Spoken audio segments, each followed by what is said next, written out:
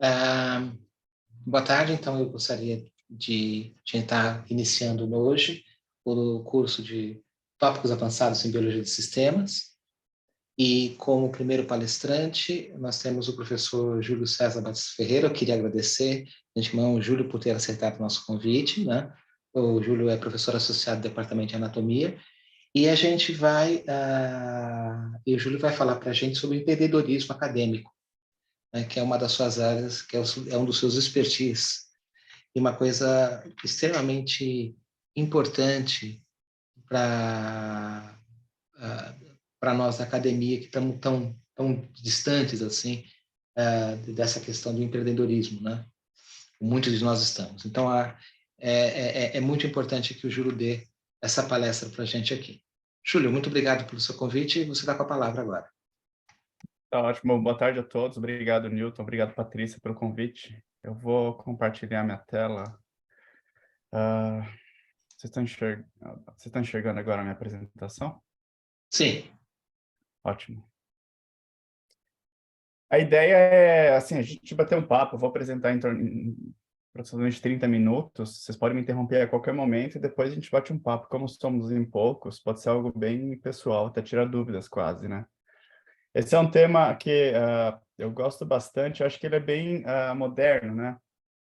Virou meio que chavão, empreendedorismo e inovação na academia, né? Meio que as agências de fomentos obrigaram, tanto no Brasil quanto fora do Brasil, que isso precisa entrar nessa súmula, né, curricular do pesquisador, e as pessoas criaram anticorpos contra isso, né? Mas acho que tem um aspecto positivo, né? Esse tema é um tema que ah, é importante principalmente para quem faz pós-graduação atualmente, né? Que às vezes a academia é um dos caminhos, mas existem outros caminhos que a gente pode seguir, né? Que os pós-graduandos, os pós-docs podem seguir. E um caminho que é mais frequente, né, no mundo e no Brasil a gente vê acontecer agora é essa história de abrir empresas, né? Então pegar ideias ou ideias próprias que surgiram ao longo do projeto, ou ideias de outros grupos, e transformar aquilo em negócio. Então, isso é empreendedorismo acadêmico, como pegar uma pesquisa, né, onde você gera dados científicos e transformar isso em algo rentável. Vocês podem me interromper a qualquer momento, tá, pessoal, se tiver alguma dúvida. Então, a primeira coisa, você vai lá no Wikipedia e pega a definição de pesquisa, é um conjunto de atividades que a finalidade é produzir conhecimento, né? Em diferentes domínios, a ciência, literário, artístico. Então, tem um processo, um método envolvido que você gera, né, uma informação e transforma essa informação em conhecimento. E aqui a ideia do empreendedorismo é transformar essa pesquisa, esse conhecimento básico, a gente pode chamar, em negócio. E o que é o negócio? É uma forma de você monetizar uma atividade. Então, qualquer atividade econômica que tem o objetivo de gerar lucro, né? E essa palavra lucro é importante, né? Porque não existe negócio que gere prejuízo. Até existe por um período curto, aí você fecha o negócio, que não é rentável. Ou se você tem outras fontes, né? Enfim, e esse modelo é um modelo clássico de interação entre pesquisa e negócio, que no mundo ele já se mostrou rentável e eficaz, né? Se vocês, todo mundo aqui sabe dessa informação, não preciso ficar dando detalhe, mas se vocês olharem essas setas em vermelho, são os principais polos de ciência no mundo, né? Que produz conhecimento no mundo. Então, se pegar nos Estados Unidos, né, a costa leste, a costa oeste, a Europa, né, é bem centralizado, e aí se você pegar o leste, tem Japão, Ásia e agora a China, né? Então, essas bolinhas em amarelo mostram os centros que produzem pesquisa, que são referência em pesquisa, mas também são referência nessa área de empreendedorismo, ou seja, transformar essa pesquisa da academia em negócio rentável. E o primeiro ponto, né, o mais importante, que às vezes a gente esquece quando a gente entra na pós-graduação ou na academia, é que para a pesquisa ser rentável, a primeira coisa tem que ser uma pesquisa de qualidade. É uma pesquisa que você vai convencer não só os seus pares que ela foi feita da forma certa e que você tem provas de conceito que, de fato, mostra, ah, que valide o que você está propondo, mas você tem que convencer a sociedade que sua pesquisa faz sentido. Porque quando você transforma sua pesquisa em um negócio, entra o aspecto social, ou seja, alguém vai ter que investir nessa empresa. Você vai interagir com outras pessoas que estão além do muro da universidade, né? E aí você precisa entender a língua, né, de diálogo entre esses diferentes mundos e mostrar para essas pessoas, né, o quão importante ou quão bom é a qualidade da sua pesquisa, né, nos diferentes aspectos. E isso é o que a gente está tentando fazer no Brasil recentemente, né? Assim, só um ponto importante, se você olhar nesses polos, isso não aconteceu da noite para o dia, né? Então, se você olhar o histórico de pesquisa desses histórias, eles têm séculos, né? Certamente em todos, né? De pesquisa de qualidade. E aí, ao longo desse processo, foram adicionando, né, pitadas de desenvolvimento em parceria com empresas, e aí você gera esse ambiente. No Brasil, é muito mais recente a pesquisa no Brasil, né? E principalmente a pesquisa e desenvolvimento, então a gente está nesse passo bem inicial ainda, mas já existem algumas iniciativas. Aqui são 3 modelinhos para vocês entenderem como funciona. Existem pesquisa feita na indústria, né? E aquela pesquisa voltada para o lucro, né? Então, o que eles querem é colocar um produto no mercado. Na nossa área, né? Pode ser um novo fármaco, ou um novo método de diagnóstico para COVID, ou Alzheimer, ou uma nova forma de rastrear por imagem alterações no cérebro associado à neurodegeneração, enfim. E o que a indústria faz é isso, né? A gente chama de top-down driven. Ela tem uma problemática aqui e, com base nessa problemática que ela quer rentabilizar, ela busca soluções e tenta validar isso, né? E lá no final chegar em uma solução que tenha valor de mercado. O que a gente faz na universidade é o contrário, né? O que a gente chama de bottom-up driven. A gente na academia geralmente, mesmo que a gente coloque nos nossos projetos aquela justificativa, que a gente vai atender uma demanda da sociedade, vai tratar uma doença, geralmente as pesquisas que a gente faz aqui são pesquisas mais básicas, que não necessariamente a gente vai chegar no produto lá no final, né? O que é legal, porque a gente tem um espectro maior de oportunidade para achar um produto ou uma molécula ou um método diagnóstico com potencial de mercado lá na frente, né? Mas percebe que a gente não finaliza aqui, né? A gente não chega até essa parte, que é a parte que vai monetizar. Então, existe um gap entre esses 2 setores. E aí tem o terceiro modelo, que é o modelo mais moderno, que é naqueles centros de pesquisa, né? Aquilo é mais frequente, e que no Brasil é bem escasso ainda, que é esse modelo combinado, né? Então, a princípio, ele é bottom-up driven, ou seja, aqui está a essência do conhecimento da pesquisa em massa, que é feito na academia, mas desde o primeiro dia que a pesquisa se inicia, ela já é feita em parceria não necessariamente científica, pode ser um diálogo, uma atualização de dados com o mercado, né? Então, você realiza a pesquisa, mas sempre trocando figurinhas ou bate-bola com o mercado para saber se, em algum momento, você tem um protótipo de um produto que dali pode seguir um caminho diferente do que a gente faz na academia e transformar, né, esse protótipo em algo rentável. Tem vários casos, né? Geralmente na indústria eles têm o próprio P&D in-house, mas o que eles fazem muito é buscar na academia, identificar projetos acadêmicos com esse potencial, né, de scale-up, de você transformar em produto, e aí eles fazem essa interação. E tem outras iniciativas na academia que trazem essas pessoas, né, do setor privado para dentro da academia para facilitar essa conversa. E aqui é importante, a gente tem história, a gente fala no Brasil, a gente faz muita pesquisa básica e a gente tenta fazer pesquisa aplicada. Aplicada, eu digo, pesquisa com o intuito de gerar uma solução monetária ou rentável para algum problema, né? E aí tem aquela história clássica, né? Que a gente normalmente chora as pitangas ou reclama que a gente já produziu um dos maiores remédios comercializados no mundo hoje, que é o Captopril, né? Então, a história... E é mentira isso, né? Só para deixar claro que essa interação aqui precisa ser, de fato, uma interação ao longo do tempo.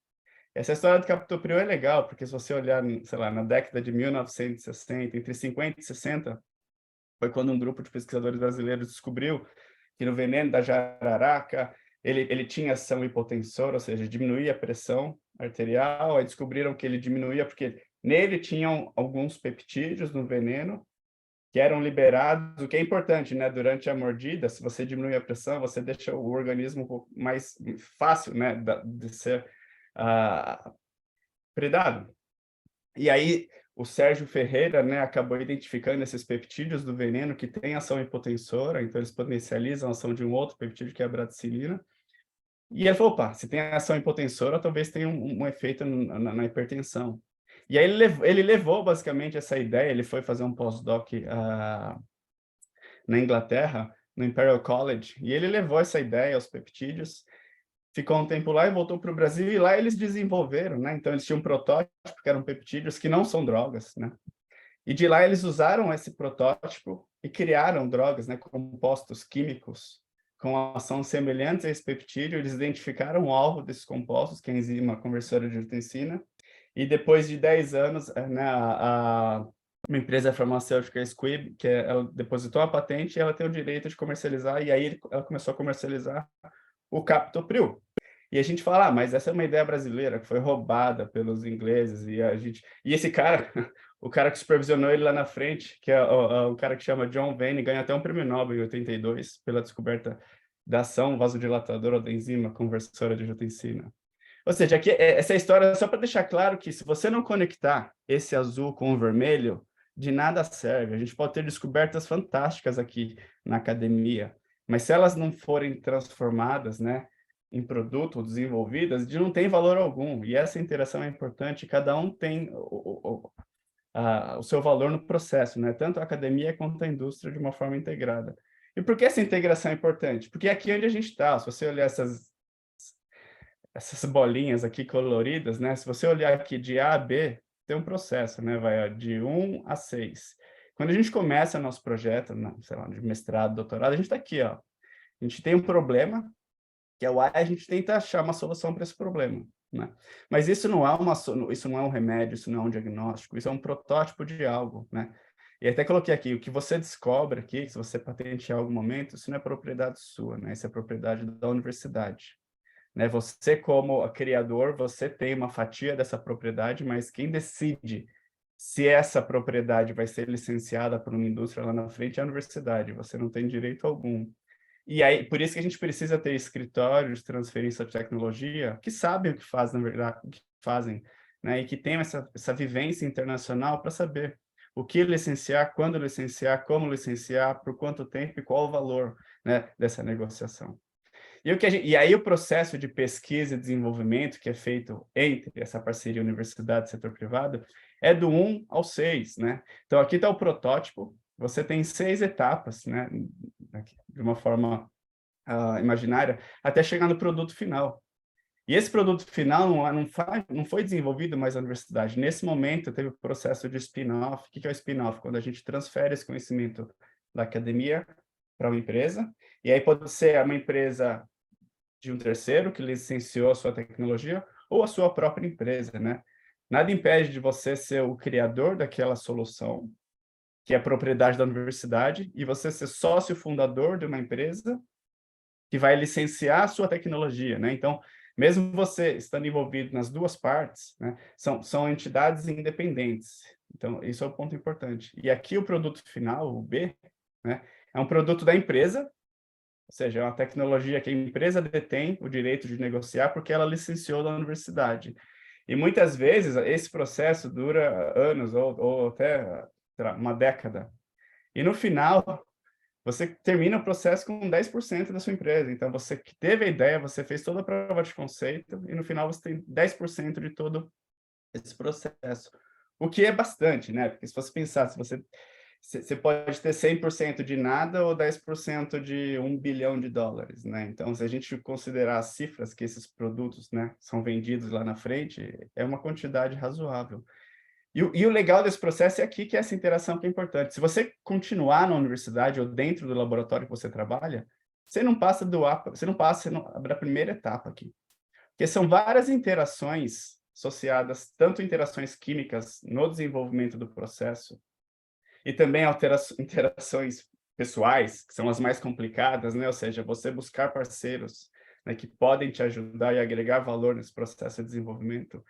Se a gente não achar essas interações corretas e identificar, dificilmente esse caminho vai ser percorrido. Por isso que se você olhar aqui, olha só o índice de sucesso, mesmo daquelas empresas, é 5%. Então, de 100 tecnologias que eles tentam desenvolver, 5 chegam no mercado. Na academia, de 100, nenhuma chega no mercado, né? Menos de 1%. E quando você faz essa interação, em torno de 50%, ou seja, a cada 2 chances, 2 tecnologias que são identificadas, uma chega ao mercado, né? E esse é a ciência mais moderna que a gente tenta fazer, alguns grupos tentam fazer. E por que essa interação é importante? Olha só, cada bolinha dessa pode ser transformada em uma palavra, né? Eu sei que parece que está se mexendo aqui na tela, mas não está. E a gente não domina nada disso, né? Se você, qualquer palavra que você lê aqui, certamente a gente não vai entender muitas. O que é GMP, então práticas de manufatura em boas condições, CRO, são empresas terceirizadas que você contrata para prestar serviço, o que é validação de alvo, o que é valor de mercado, o que é IND, FDA, reposicionamento. Então, são várias terminologias que nós acadêmicos não estamos acostumados. Mas se a gente tiver uma tecnologia com potencial de mercado, a gente precisa entender o valor dessas palavras para você contextualizar a sua tecnologia como um produto e conversar com a sociedade na língua correta. E aqui é um outro ponto importante, a gente não consegue fazer tudo, né? A gente não consegue fazer pesquisa básica, entender o processo de translação, achar o parceiro, achar o investimento, desenvolver todo o processo, lá na frente produzir em larga escala, comercializar, abrir minha empresa, abrir minha farmácia. Não, a gente precisa dividir os papéis ao longo do processo, né? E esse é um fator limitante que na academia muitas pessoas são treinadas para não compartilhar, né? Não dividir, ao contrário, né? Centralizar em mim, centralizar no meu orientador, centralizar tudo. Não, se você centralizar, você não chega a lugar algum. A gente precisa dividir, distribuir e trabalhar em cooperação. E aí preenche todos esses buracos, né? Se você não dividir, você chega nesse ponto, né? Você não sabe onde está nada, você precisa de ajuda e precisa conversar com as pessoas para entender o processo. Então, essas aqui são 2 palavras, acho que é chave para palestra para essa conversa de hoje, que é interação, né? Então, a gente tem que entender muito bem quais interações a gente precisa estabelecer, em que momento, né? E qual grau de interação. Pode ser uma interação molecular para entender o seu processo do estudo, ou uma interação pessoal. Vou conversar com um investidor, vou conversar com um parceiro que entenda de jurídico, um parceiro que entenda de recurso humano, um parceiro que entenda de desenvolvimento, de teste clínico, né? Então, estabelecer essas interações é muito importante, e para estabelecer, a primeira coisa que a gente precisa saber é falar a língua do nosso parceiro, né? Ou pelo menos entender a forma que ele conversa, para a gente contextualizar a nossa tecnologia, né, no ambiente dele, né? E com essas interações a gente consegue fazer o famoso desenvolvimento, né? Então, o P&D, pesquisa e desenvolvimento, que tem geralmente nas indústrias, na academia a gente falta essa palavra de desenvolvimento, né? Então, que é sempre estar preparado para um próximo passo, né? Em direção, nesse caso, à produção de um produto, usando essas interações e compartilhando tudo, né? Compartilhando informação, conhecimento, recurso humano, recurso pessoal. E no final, né, se tudo der certo, né, a chance é pequena, mas acontece, é transformar o seu projeto de pós-graduação, né, em um produto, né? Esse é um exemplo, não necessariamente todos os projetos têm que virar remédio, né? Isso é mais vinculado ao que a gente faz no laboratório, mas eu acho que todo projeto tem potencial para ter uma aplicação social, todo projeto. Depende o quanto a gente quer desbravar esse potencial, né? E muitas vezes a gente não desbrava por incompetência nossa, que faz sentido, mas isso talvez não seja uma desculpa. A gente precisa buscar gente que entenda para facilitar essa integração, né? Integração tanto no nível atômico, molecular, fisiológico, bioquímico, mas uma integração de pessoas também, né? Então, quanto mais isolado você está de ambientes, né, da sociedade, mais difícil é você conseguir essa translação, nesse processo de A até B. E esse aqui é o mundo que a gente vive, né? Quando a gente fica no laboratório, na universidade, a gente está nesse ambiente em cinza, né? Então, tem a pesquisa, o pesquisador, as agências de fomento e os nossos pares, que esses 2 aqui são os grupos que a gente precisa convencer no final, para mostrar que nós somos competentes e que o que a gente faz é de fato relevante. Mas aqui, todas essas fatias estão dentro do ambiente macro maior que a sociedade, né? E para fazer essa pesquisa e desenvolvimento e transformar a sua ideia ou seu projeto de pós-graduação em um produto, a gente tem que desbravar essa área em vermelho aqui, que é essa interação com a sociedade de diferentes formas, né? Existem algumas iniciativas, essa é uma que a gente faz parte hoje, né, que é um programa que foi criado nos Estados Unidos, na Universidade de Stanford, e a gente tem um programa agora aqui em São Paulo, para tentar fazer, né, de um fluxo contínuo, e as pessoas que têm vontade de seguir esse caminho, né, de identificar o valor do projeto, e se tem algum valor de produto, a gente ajudar de alguma forma, né, e a gente ah, basicamente separou, né, fragmentou esse processo em algumas áreas.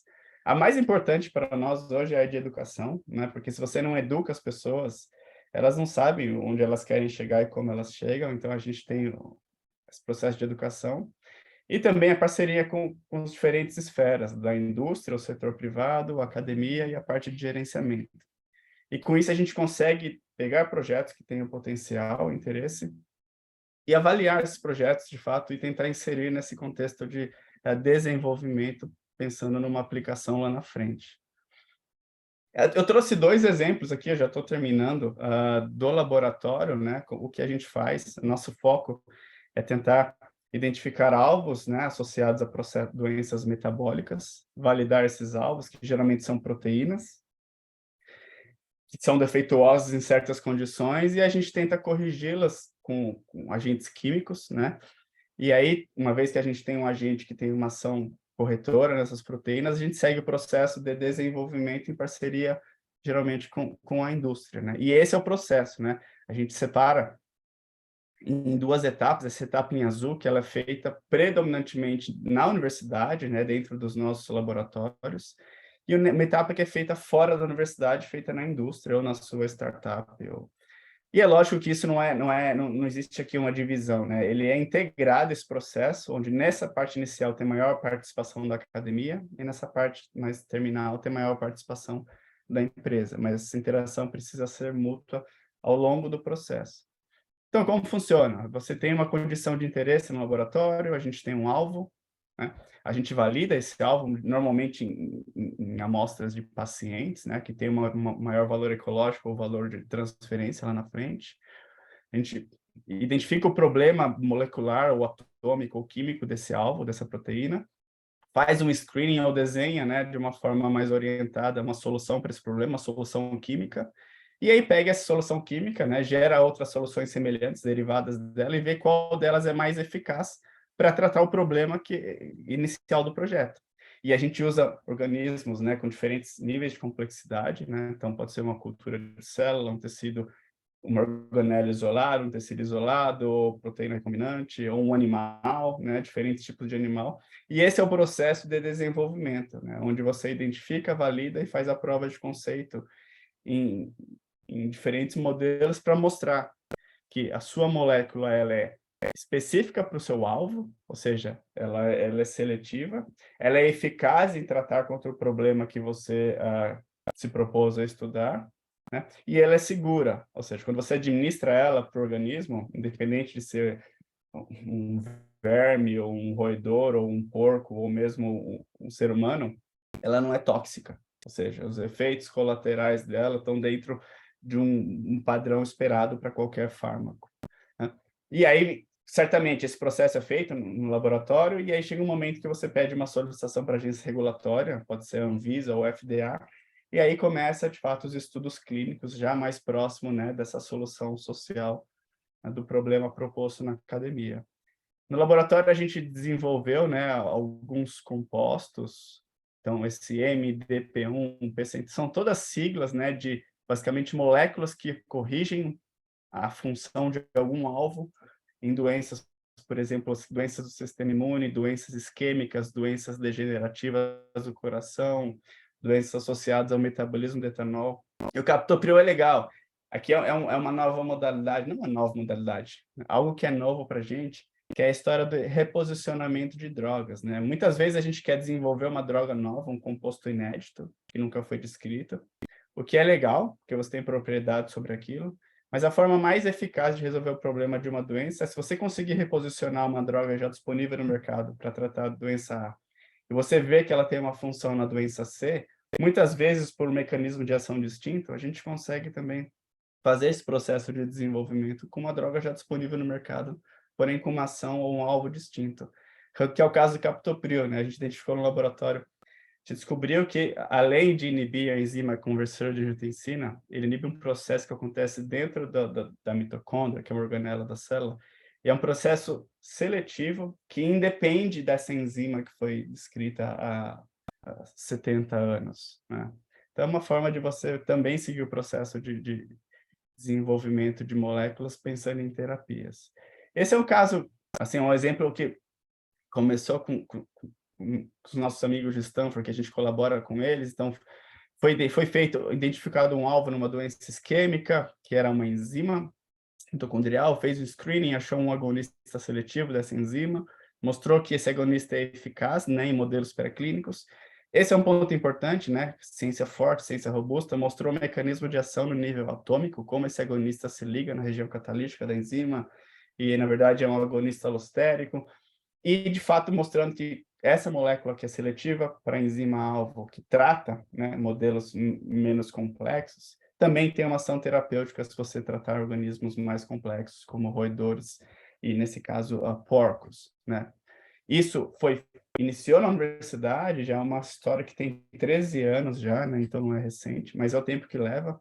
E hoje já foi feita a autorização, o pedido de autorização para o FDA, já foi feita a fase clínica 1, teste clínico, que é basicamente pegar indivíduos saudáveis, você administra essa molécula e ver se ela tem algum efeito colateral, ou seja, é um ensaio de segurança. Já foi feito o agudo e o crônico, é uma molécula bem tolerada, segundo os padrões do FDA, e recentemente iniciou o ensaio clínico fase 2A, que é um ensaio de eficácia, então, para uma doença específica, para saber se essa molécula que foi descoberta no laboratório desenvolvida tem, de fato, potencial para minimizar os efeitos deletérios da doença ou a progressão, ou mesmo reverter a doença. Então, como eu falei, nesse estágio, né, foi feito por uma empresa que desde o início estava em parceria com esse laboratório, e o nosso laboratório aqui é legal porque a gente aprende com o negócio. Como é tudo novo, a gente participou desde o estágio 1 até o último estágio de desenvolvimento. Então, mesmo não atuando diretamente, não sendo descobridor dessa molécula, a gente aprendeu muito com esse processo,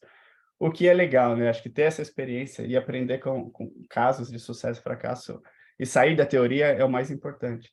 E aqui só uma curiosidade, né? Essa molécula aqui, ela chama ALDA1, que foi a molécula descoberta no screening.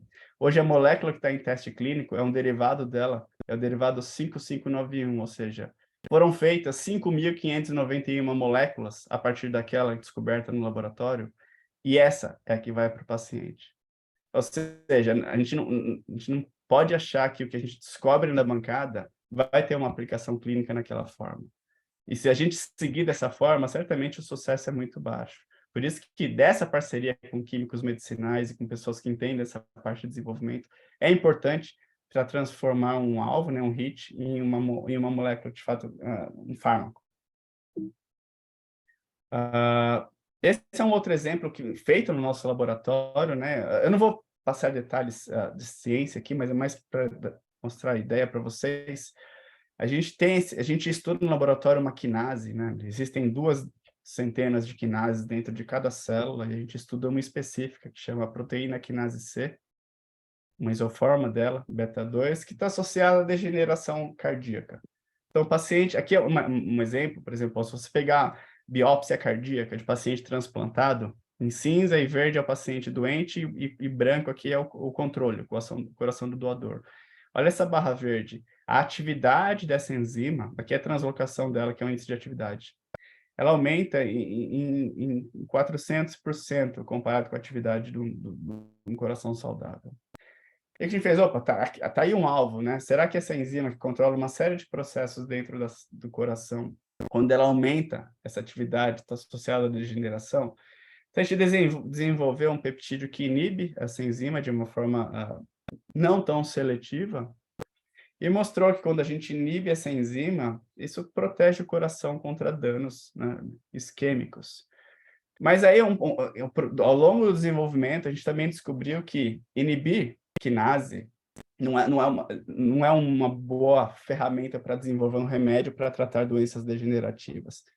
Porque as quinases são tão conservadas e elas têm ações tão distintas na célula, que quando você desliga qualquer uma dessas quinases de uma forma geral, você tem uma série de efeitos colaterais, e geralmente você mata a célula ao invés de proteger. Por isso que hoje tem no mercado uma série de fármacos, né, que são inibidores dessas quinases, que são utilizados para tratar câncer, né? Então, eles matam a célula tumoral. Então, a gente desenvolveu uma molécula que inibe essa quinase, a gente viu que tem um valor biológico, mas não tem como seguir com essa molécula, porque a gente quer tratar uma doença degenerativa e não quer matar, por exemplo, um tumor. A gente falou, opa, então vamos entender o que essa quinase faz dentro da célula, porque a gente entende qual tipo de interação e quais são os alvos dela da célula. E se a gente achar um alvo que é prejudicado por essa quinase, aí a gente pode desligar seletivamente a interação dela com esse alvo, e aí desligar a interação negativa e manter todas as propriedades benéficas dessa quinase. Foi o que a gente fez, né? Se você olhar aqui no coração de um animal doente, isso foi completamente aleatório, eu não esperava isso em nenhum momento. Por isso que é legal fazer, muitas vezes, análises histológicas, né? Que você consegue visualizar o tecido. E aqui a gente identificou o coração de um animal doente, né? Essas bolinhas pretas são as mitocôndrias dentro do coração. E esse é um coração saudável. Bem alinhado, bem organizado, à disposição. Quero que vocês vejam, ó, você aumenta o número de mitocôndrias nesse coração doente com um tamanho menor. Aqui é a quantificação, né? Então, olha, ó, aqui é a distribuição dessas organelas e a frequência no coração saudável, em preto. E aí, no doente, que é em cinza, você tem um shift para a esquerda. Você acumula essas organelas que são menores e não funcionais. E por algum motivo, quando a gente desligou, de forma geral, essa quinase citosólica, que está no citosol, não está na mitocôndria, a gente reorganizou toda essa distribuição de mitocôndrias. Opa, será que então o grande problema, ou um dos problemas dessa quinase da degeneração cardíaca, é que ela, de alguma forma, coordena essa morfologia, essa reorganização da mitocôndria? E, logicamente, se a mitocôndria está fragmentada, como nesse caso, isso aqui é a função dela, né? Ela deixa de produzir energia como ela deveria, então coração doente comparado com coração saudável, e ela produz mais estresse oxidativo, né? Ou seja, ela faz tudo que a célula cardíaca não quer. E quando a gente desliga essa quinase citosólica, a gente reorganiza a distribuição de mitocôndrias, como eu não sei, e isso está associado a uma melhora desse perfil energético do coração. E talvez por isso que ele bata melhor. Na verdade, ele bate, né? Quando a gente faz isso e trata o animal por 6 semanas, esse coração aqui está mais protegido que esse coração que não recebeu. Aí o que a gente fez, opa, já que a gente identificou e tem essa alteração, vamos seguir. Tem um processo dentro da célula que chama a dinâmica mitocondrial. Talvez essas mitocôndrias estão sendo divididas de uma forma descontrolada e você gera mitocôndrias menores. Nós sabemos quais são as proteínas que regulam esse processo. Fizemos uma busca, eu vou passar rápido aqui, mas a gente viu que essa quinase citosólica, ela migra para a mitocôndria numa condição de doença, né? Você pode olhar aqui. Comparado com o animal saudável, quando a gente desliga essa quinase, você tem menor migração. E essa migração resulta numa inibição, né, maior interação e inibição dessa proteína, que chama MFN1. E onde eu quero chegar é isso. Aqui a gente mostrou que essa quinase citosólica, na doença, ela migra para a mitocôndria, estraga a função e organização da mitocôndria, porque ela interage com essa MFN1. O que a gente fez foi validar, então a gente avaliou a função dessa enzima no coração, uma validação muito forte bioquímica, então se você expressa uma proteína na bactéria, purifica, interage com a outra, vê que as duas estão interagindo. Quando você incuba essa MFN1 pura, né, que é o alvo dessa quinase, com a quinase recombinante, olha só, a atividade dessa enzima cai. Ou seja, parece que o que acontece no tecido, a gente consegue mimetizar in vitro e identificar qual o alvo molecular ou atômico, né, dessa interação, né? Então, se você fizer uma análise mais aprofundada, a gente sabe quais são os resíduos dessa mitofusina que são fosforilados pela quinase. E se você faz que são resíduos conservados, se você faz uma mutação pontual nesses resíduos, você prova qual deles é importante. Enfim, tudo isso para mostrar que essa interação entre a quinase e, nesse caso, o alvo C, talvez seja o processo que está degenerando o coração. Então, já que a gente sabe dessa interação, é fácil desenvolver uma molécula que bloqueia essa interação entre duas proteínas. E a gente desenvolveu esse SAMBA, né, que é um antagonista seletivo da associação entre MFN1 e PKC-beta2, que a gente trata, então, ou a célula, ou o animal, ou o lisado de tecido cardíaco com essa molécula, independente da condição do organismo, a gente consegue minimizar os danos causados pela PKC beta 2, né? Aqui eu não vou passar, porque acho que é... E no final da história, o mais importante, né? Desligando essa interação especificamente, você tem um efeito maior comparado com aquela inibição não seletiva da quinase. Ou seja, talvez essa interação seja mais druggable, né? Algo que a gente pode desenvolver moléculas mais seletivas e eficazes para tratar essa doença degenerativa. Isso a gente fez no laboratório ao longo de anos, a gente publicou o paper, lógico, mas o mais importante, né? Uma vez que você identifica uma molécula que tem um valor, você solicita uma patente, a gente solicitou essa patente nos Estados Unidos. Patente, uma vez que ela é concedida, né, você tem um tempo. Isso aqui é mais curiosidade como funciona. Para solicitar a cobertura, porque a patente você solicita em um país ou uma região, né? E você tem um período de alguns anos para estender essa proteção, no caso, que era dos Estados Unidos, para outras regiões do mundo, né? Isso chama PCT. Você vai lá e diz, agora eu quero proteger minha tecnologia no Brasil, na Ásia, na Europa, na Oceania e na África. Geralmente não se protege em todos os lugares, porque isso custa muito caro. E protege basicamente nos maiores mercados para a tecnologia que você desenvolve, né? A gente seguiu esse processo, então a universidade gerou essa molécula, nós criamos, mas a universidade gerou, ela tem a propriedade, ela patenteou, solicitou as coberturas, e recentemente essa patente foi licenciada por uma empresa que nós abrimos para seguir esse processo, né? Então, o que acontece? Quando você tem uma patente, ela é direito da universidade. Uma vez que a empresa, alguma empresa, qualquer empresa, não precisa ser a sua empresa, pode ser a Merck, ela se interessa, ela conversa com a universidade, licencia a sua patente, e nesse licenciamento significa, ela paga um valor baixo, né, risório, para ter acesso a isso, mas na comercialização, né, tem sempre os royalties, que uma fatia do, sei lá, se vende o remédio a R$15, 15% disso volta para a universidade, porque foi o acordo de licenciamento, né? Então, isso foi feito. Isso é uma option, tá? Então, geralmente, como você não tem certeza que o produto vai vingar lá na frente, isso aqui é um acordo inicial, que é temporário, e aí você tem um período de 1 ano para desenvolver essa tecnologia, e aí você conversa de novo com a universidade, você como empresa, para saber se você quer firmar, de fato, um acordo permanente, ter direito sobre aquela tecnologia, ou você quer abrir mão disso. Uma curiosidade da Universidade de Stanford, foi onde a gente fez o processo, é que lá, e até comparar com o que acontece na USP, lá, uma vez que você solicita a patente, você tem um apoio do escritório de transferência de tecnologia para conversar com a sociedade, as partes, a sociedade interessada na sua tecnologia, mas você tem um período de 2 anos para vingar. Vingar o que é? Alguém licenciar e assinar esse acordo de opção exclusiva. Se em 2 anos você não acha ninguém, essa patente ela se torna livre, ou seja, a universidade abre mão da patente, porque custa caro manter isso. Aqui na USP é o contrário, a gente não abre mão de nenhuma patente, e aí a gente perde o controle, não consegue dar foco no que patente desenvolver, que patente estimular licenciamento ou não. É uma coisa que vale a pena discutir um pouco mais, não aqui, né, mas com os gestores da universidade.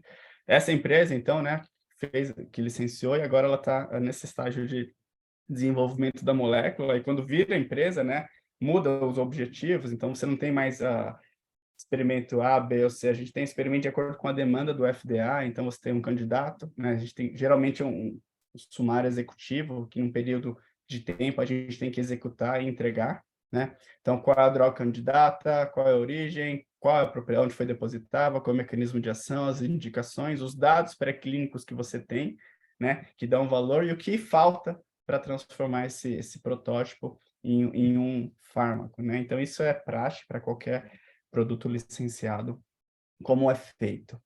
E o último caso, que é o mais aconteceu recentemente, né? São várias interações que podem acontecer se você abrir as portas para, de fato, para a sociedade, né?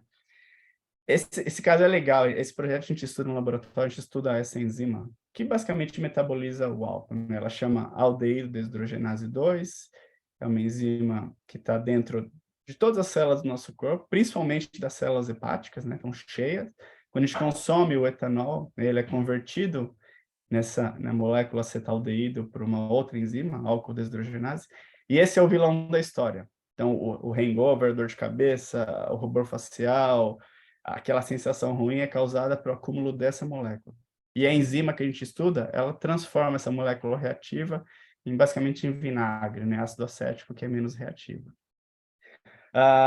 Por que a gente estuda essa enzima? Porque existem quase 500, mais de 500 milhões de pessoas no mundo que têm uma mutação pontual nessa enzima.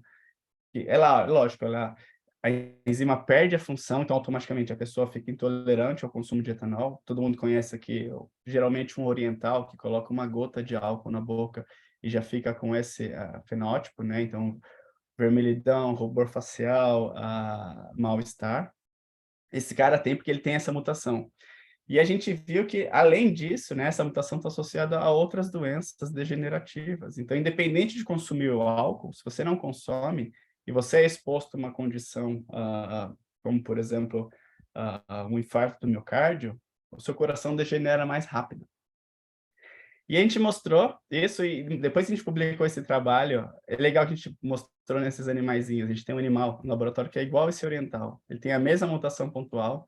Quando a gente dá álcool para ele,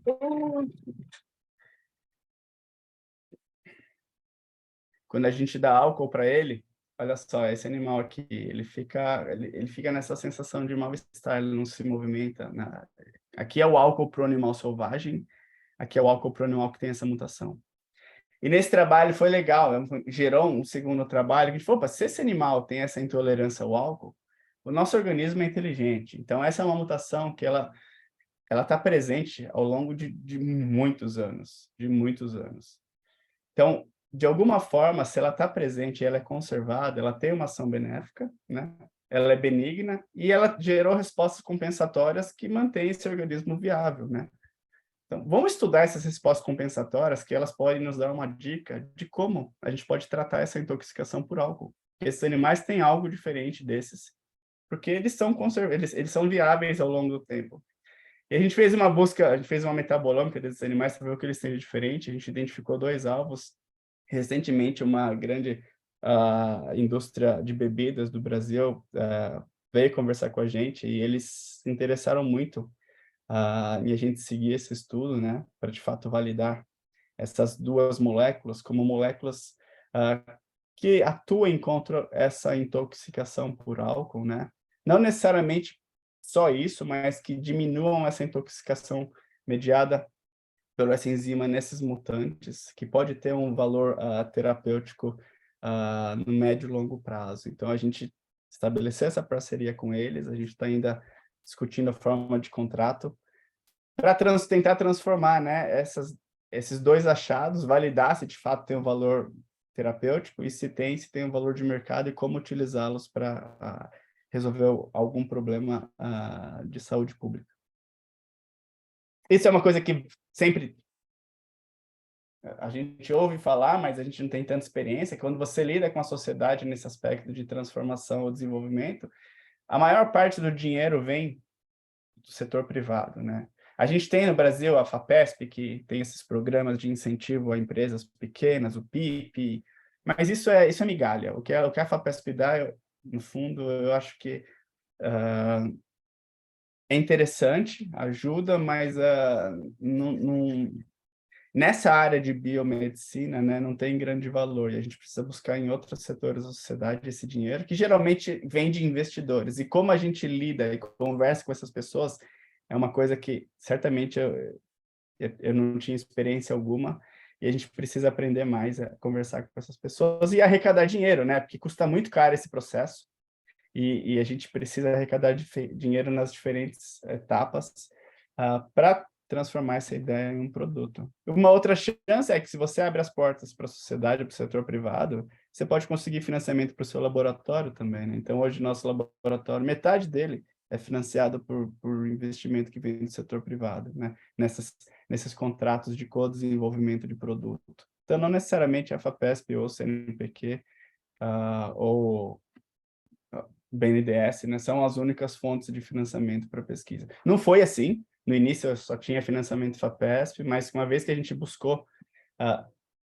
esses novos parceiros, surgiram oportunidades e cada vez mais surgem oportunidades para esse tipo de interação.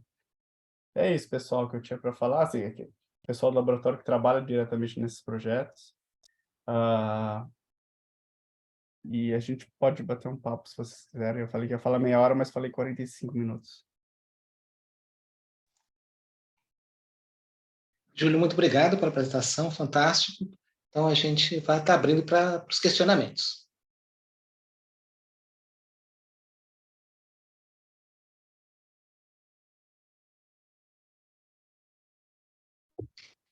Alguém aqui, eu tenho uma pergunta, então, algum de vocês tem tem essa vislumbra no seu projeto, ou iniciou o projeto tentando buscar o desenvolvimento de algo, ou não, né? Chegou no projeto de uma forma unbiased, né? Para desenvolver ciência e ao longo do projeto viu o potencial para transformar isso. Vocês já pensaram nisso?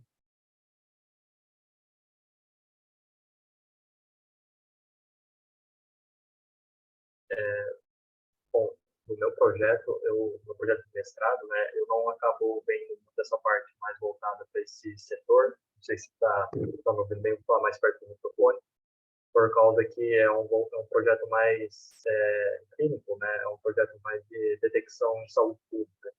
Então, não tem muito a ver com essa parte mais industrial, né, como o seu.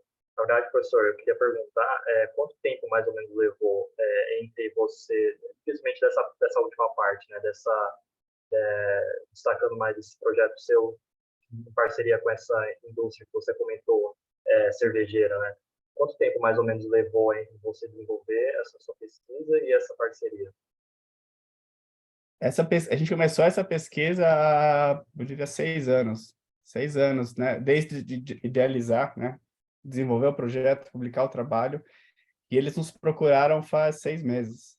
Então, foram 6 anos para eles encontrarem. Foi legal, porque eles vieram atrás, né? Eles têm o setor de P&D da empresa, mas P&D nessas empresas não funciona direito, né? P&D no Brasil. E aí eles queriam entender mais como a gente poderia interagir, e aí surgiu essa possibilidade. Tá? Então, foi uma conversa nesse formato. E do seu segundo projeto e do primeiro projeto, daquela molécula da PKC? Aquele projeto, essa empresa que foi formada foi uma parceria de pessoas do setor privado e pessoas da academia, né, que são os fundadores. O foco dessa empresa, esse não é o único, a gente chama de entity, né, o candidato da empresa. A empresa tem 4 outros candidatos e o foco dela é corrigir o metabolismo da célula em algumas doenças. E aí esse projeto ele se encaixou perfeitamente, né, nesse foco da empresa. Então e aí como iniciou essa conversa, né? Mas assim, um ponto importante, não significa que vai virar uma solução lá na frente, né? São várias etapas, eu diria pelo menos 6 etapas que o projeto pode morrer em cada uma delas, e não só por falta de dado, mas muitas vezes por falta de investimento, né? Então, diferente da academia, que quando você consegue um projeto FAPESP, esse projeto ele financia toda a execução, por exemplo, do seu mestrado. Na indústria, você recebe por fatias. Então, você tem 6 entregas. Essas 6 entregas vão custar $100 milhões para o investidor. Ele não te dá $100 milhões, ele te dá 1 milhão para entregar um. Deu certo? 10 milhões, 20 milhões. Então, é um pouco mais complicado, o que faz sentido, né? Porque dá a chance de você ir apurando e ajustando a solução ao longo do tempo. Beleza, professor, obrigado.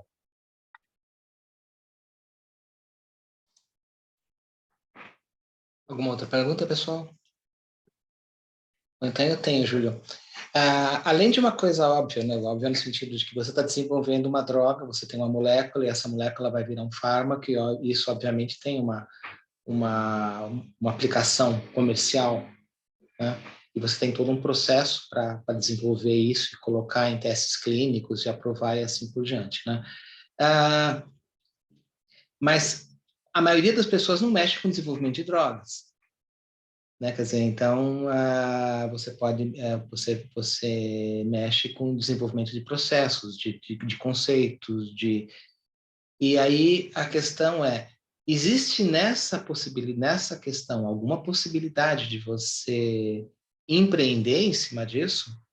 Quer dizer, que não seja o desenvolvimento de uma droga específica?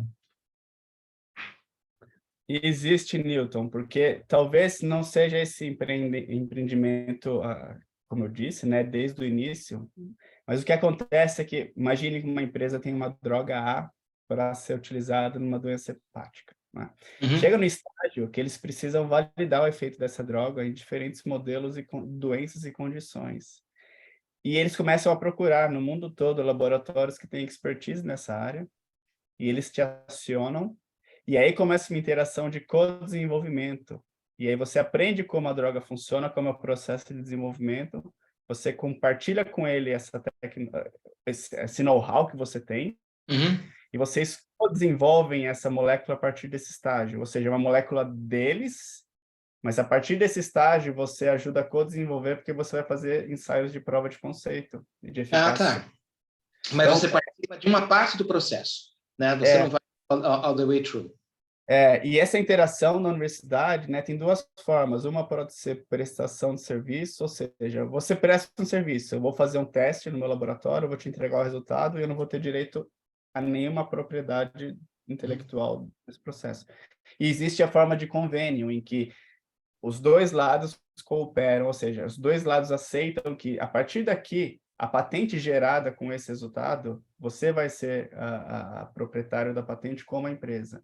Então, você acaba agregando valor, né, nesse processo. Tá. São diferentes caminhos, assim, é infinita a possibilidade de interação, né? Não necessariamente só o desenvolvimento, o screen inicial.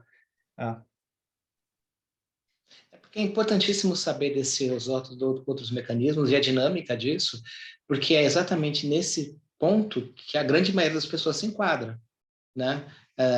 Não necessariamente alguém que vai chegar e isolar uma molécula X com uma determinada função biológica, que ela pode ter um determinado uso clínico, como no caso de vocês, o caso que vocês fazem, né? Então, por exemplo, no caso do que a gente faz no laboratório, a gente desenvolve processos, entendimento de processos neurais, por exemplo. E é pensando que isso pode servir para testar a prova de conceito, tudo bem, né? Mas aí, até uma empresa vir te contactar, às vezes uma distância grande também, né? E uma outra coisa é o que você falou, muitas vezes o seu laboratório vizinho domina um processo de screening e você domina um processo de teste no modelo específico. Nada impede, acontece de vocês unirem forças e vocês desenvolvem conjuntamente e abrem empresa em conjunto. Isso acontece muito fora do Brasil, né? Então, sim. Você não faz o screening, mas você domina metade da história, que é fazer a teste de eficácia na condição específica. Sim. Então, isso de fato, é o que mais ajuda a gente. Porque isso, na verdade, me parece, para quem está fora dessa questão, que de saída bloqueia a ideia. No sentido que o cara fala, olha, o que eu faço aqui, eu gero ideia. Isso aí, para ser comercializado, Jesus sabe quando isso vai ser, né?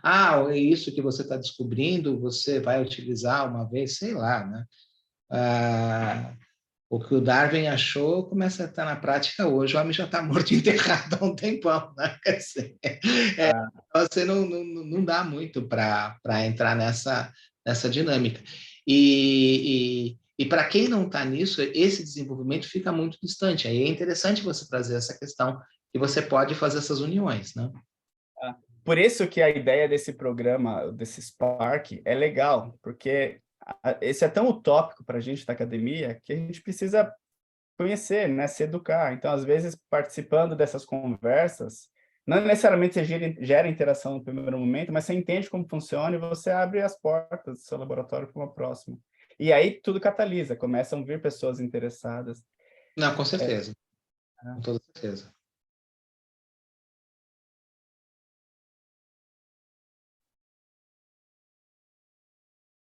Mas não é fácil, de fato, não é algo trivial no mundo todo. Trivial longe de ser, né? Bem longe de ser. E não adianta achar que isso só não é feito aqui, mesmo nesses grandes centros de pesquisa e desenvolvimento, nessas grandes universidades, o índice de sucesso deles é extremamente baixo. É que a gente vê que sai na mídia é o que dá certo, né? O que dá errado a gente vai para o livro guardado, né? Então é bem difícil. O desenvolvimento de drogas psicoativas, ele sofreu uma baixa tremenda, né? Por falta de modelos bons. Uma coisa impressionante, quer dizer, então, inclusive o financiamento para essas drogas caiu drasticamente nos últimos anos porque a coisa não se provou útil na prática, né? A partir possivelmente por absoluta falta de modelos razoáveis que possam ser translacionais, né? Mas então, só uma coisa, essa história, não, você contar uma história como você contou, uma história muito bonita, mas, puxa vida, para chegar lá é um esforço hercúleo, né? É uma quantidade de trabalho, uma quantidade de junções, é uma conjunção astral, né? Quer dizer, com Júpiter, e aí a coisa vai, né? E é legal, essa história de drogas psicoativas, isso é legal, porque nessa área de investimento, né, de empresas, o maior número de empresas, a maior área que surgem empresas novas agora é nessa área de neurociência, né? Então, lógico, né? Câncer a gente está curando, agora doenças neurodegenerativas. Mas aí você está muito na linha das neurodegenerativas que as coisas estão abrindo agora. É porque teve um boom muito grande no passado de problemas psiquiátricos, de tratamento de psicofármacos, de desenvolvimento de psicofármacos. E isso, agora você tem todo um boom em cima das drogas para neurodegenerativas, que é uma outra coisa, né? Mas eu acho que esse investimento massivo em drogas, nesse P&D, na neurodegeneração, acho que vai abrir uma nova janela para psicofármacos, que vai se descobrir um monte de coisa sobre desenvolvimento, atravessar a barreira hematoencefálica, como deixar uma molécula mais eficaz para chegar na região específica do cérebro. Não, com certeza. Uma coisa leva a outra, com certeza. Com certeza. Sem dúvida. Muito... Sem dúvida. Sem dúvida. Bom, pessoal, então a gente já quase 2 horas. Alguém tem alguma questão? Patrícia? Não, só queria agradecer ao Júlio, de novo, por ter aceito o convite, por ter falado. Eu fechei a minha câmera aqui aquela hora, porque finalmente a gente conseguiu transmitir para o YouTube.